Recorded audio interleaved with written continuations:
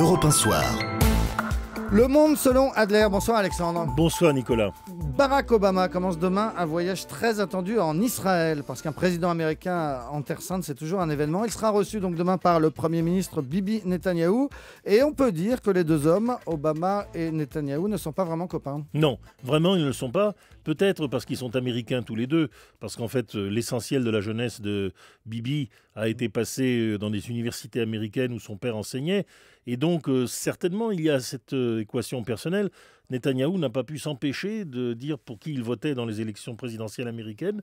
Et c'était pas pour Obama. C'était Mitt Romney. Alors c'est à la fois, je dirais comme dirait Talleyrand, plus qu'un crime, c'est une faute, parce que non seulement Mitt Romney a été battu, mais c'est une attitude qui évidemment le met en porte-à-faux. Mais Obama lui-même a aussi un passif certain avec les Israéliens. Il n'a jamais su leur parler. Autant il a été éloquent avec les musulmans dans son discours du Caire, autant il a été direct au moment de la chute de Moubarak, autant on cherche vainement ce qu'il a pu dire à un moment ou à un autre aux Israéliens, ne serait-ce que pour faire prévaloir son point de vue.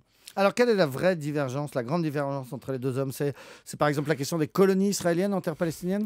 Bien entendu, à long terme, évidemment, mais ce n'est pas une divergence d'Obama et de Bibi, c'est une divergence des États-Unis et d'Israël. Les États-Unis, depuis Reagan, souhaitent la naissance d'un État palestinien. En revanche, ce qui est vraiment important, et ce qui va se discuter là, c'est la question de l'Iran.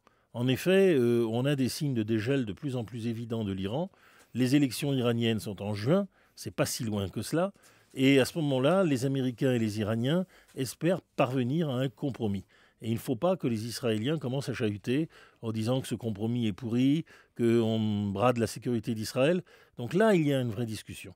Et je pense que c'est peut-être l'aspect le plus important et le non-dit de cette visite qui, par ailleurs, sera marquée par une rencontre avec l'opinion israélienne et par un séchage de la Knesset, du Parlement, peut-être pour éviter les incidents Mais en tout cas, c'est assez curieux comme procédure.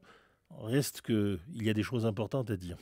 Merci beaucoup Alexandre Adler. Dans un instant, on reste dans la même région. On parle du Qatar, cet énorme coffre-fort. On en parle avec nos deux invités, Christian Chesneau et Georges Malbruno. À tout de suite.